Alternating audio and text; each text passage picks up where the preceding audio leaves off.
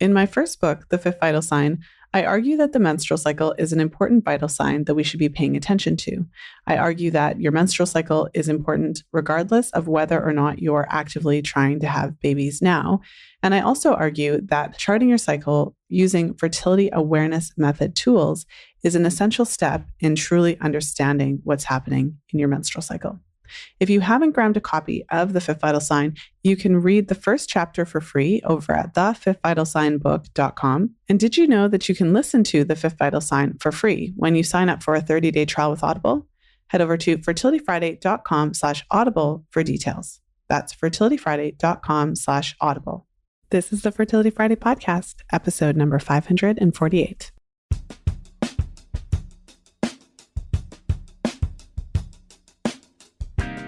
In today's episode, I am diving into a really interesting and slightly controversial study. It's a study that I mentioned in The Fifth Vital Sign in the pill chapter, so chapter 7, and it is often referred to just as the stripper study. I was doing a podcast interview on a different podcast last week, and the host was asking me a whole slew of really interesting questions. And we ended up talking briefly about hormonal contraceptives. And I mentioned the stripper study, and she had never heard of it. And so it made me think, this would be a really great FAMM Research Series to dive into, because many of you may not have heard of the study either. And I thought this would also be a great follow-up to last week's episode. In last week's episode, we touched on this concept of genetic compatibility and how hormonal contraceptives may disrupt our natural tendencies in terms of how we would be selecting partners. So we're going to go ahead and jump into today's study. It is called Ovulatory Cycle Effects on Tip Earnings by Lap Dancers.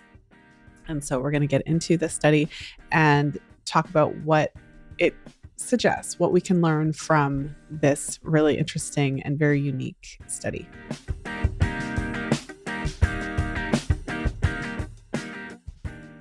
So when I brought this up in the podcast interview that I mentioned, one of the first questions that my interviewer had for me was like, who did this study? What's going on? So I don't have all the specifics, but I will share some of the information, and so that you can get a sense of what the researchers were thinking about. So the researchers start the study by explaining their rationale for wanting to do this. And they essentially start by talking about the concept of estrus, or the estrus cycle. And this is often how the fertility window is talked about in animals. So if we're looking at cows, there's a number of research studies on cows and estrus that I did actually bring into the Fifth Vital Sign. And that's how they talk about it. So the kind of idea of when you have, like a cat in heat or something like that, or a dog in heat, it's referred to as that estrus phase. And so these researchers are posing the question, is the human estrus cycle, so to speak, that concept of like being in heat, so the time obviously around your ovulatory window, do we have any, like the animals do, do we have any signs of this that maybe are not at the conscious level? Are there cues that would attract males to females in this phase? So they're essentially kind of asking that question. So if I read a little just excerpt from the study, they say, however, the conventional wisdom holds that the human female estrus became uniquely lost or hidden over evolutionary time. So they're saying that the kind of prevailing idea was that human beings no longer have that kind of estrus cycle. It was lost at some point. And their hypothesis is that, no, we actually think that human beings still do have an estrus cycle, although it might not be as, obvious as like if a dog is in heat or whatever, but they're saying that that's their hypothesis. And they were thinking of ways to test this theory. And so they came up with this study to actually test to see if women who are lap dancers would have a change or difference in their income, depending on whether they were cycling or not, and also depending on where they were in the cycle. So I'm going to go ahead and talk a little bit about how they organized this And so, they share a little bit about their study design. They recruited potential candidates. They didn't provide them with the full explanation of what they were looking for. So, again, if I take from the study, they say to minimize possible response bias, we mentioned the ovulatory cycle only in the recruitment and consent, and we did not suggest that tip earnings would be examined specifically as a function of days since the menstrual onset. So they shared enough that they would know that they were kind of looking at their cycle, but they didn't tell them specifically that they wanted to see if the earnings would be different around ovulation compared to around their period or anything like that. And they ended up recruiting, and for the study purposes, 18 dancers who recorded their menstrual periods, their work shifts, and their tip earnings for about 2 months. And they would daily jump on to the computer and input the data. So they would have a survey that they would have to put in that would provide that information on a day-to-day basis. They were asking them about their cycle, when their period started, or what was going on.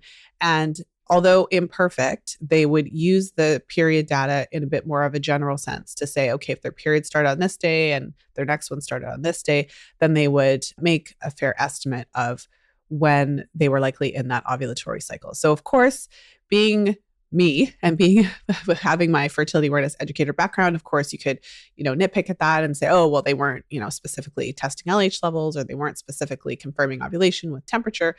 For what it's worth, I mean, they still get a general sense potentially of when that ovulatory cycle is. So I think it's still valid, although of course it could have been a little bit more specific in terms of how they were identifying that ovulatory window. So one other interesting part of the study was that there were some of the participants who were on hormonal contraceptives, and then there obviously were some that were not. So they actually compared those who were cycling naturally versus those who had no cycle, in the sense that they were always on the pill. So there wouldn't have been any change hormonally around that estrus period, if you will.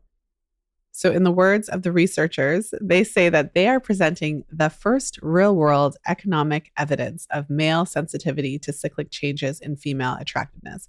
Now, they went into some detail. I found this to be really interesting because, of course, that's super controversial, right? I'm sure that some of you listening are kind of thinking, who thought of this, right? So they went into a little bit of specifics about the environment of the strip club. So they're saying they chose a specific strip club in Albuquerque over a specific time period, and they painted a picture of the environment. They say the clubs serve alcohol. They're fairly dark, smoky, loud. They're kind of giving the picture of what's happening there. They specify that the dancers are, topless but not bottomless by law. And then they explain how the dancers make their money. So they're saying that there's, money paid based on their dancing and walking around and getting tips or whatever. But then they specify that the bulk of the money is made by lap dances. They explain what that looks like, what that is. And they explain the line between the lap dance and where it would become illegal if it was more of prostitution. So they explain the difference between that. And basically what they're saying is that since the bulk of the money is made in that very close contact environment, they're saying theoretically that this would provide that situation where two people would be in very close contact.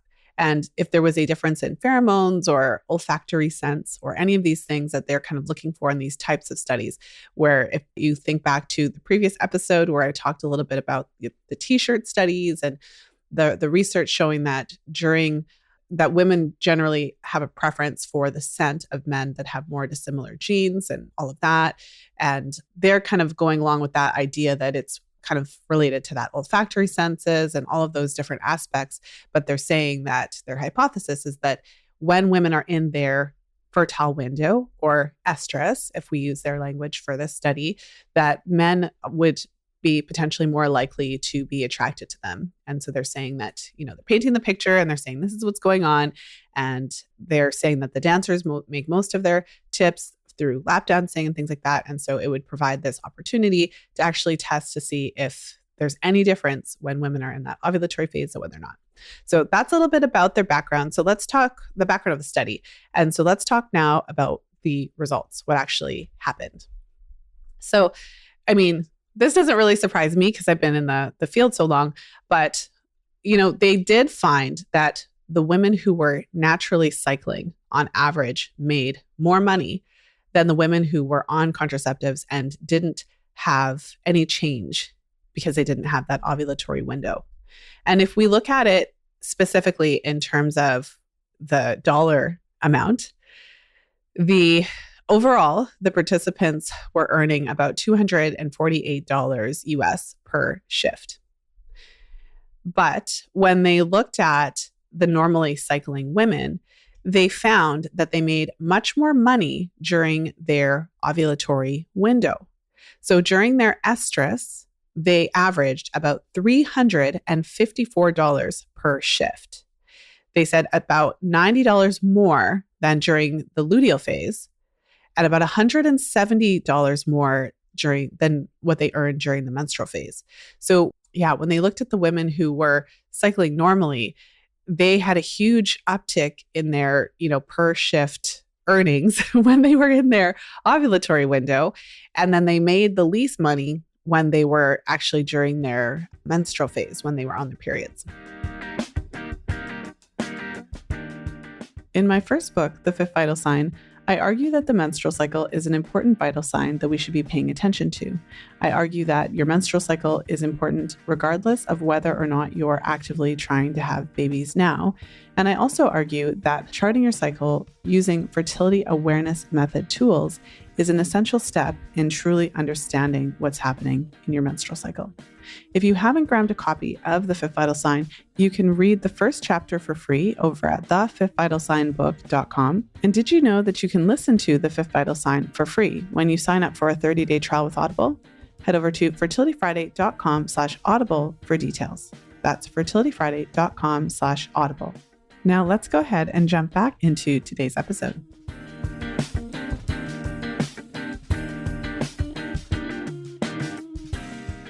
So they actually broke the earnings down into what they earned hourly. So they said that the estrus women, so the women in their fertile windows, made about $70 US per hour versus the women when they were in their luteal phase, they made about $50 US per hour. And then when they were menstruating, they made about $35 US per hour. So they were doubling their earnings per hour during their estrus phase.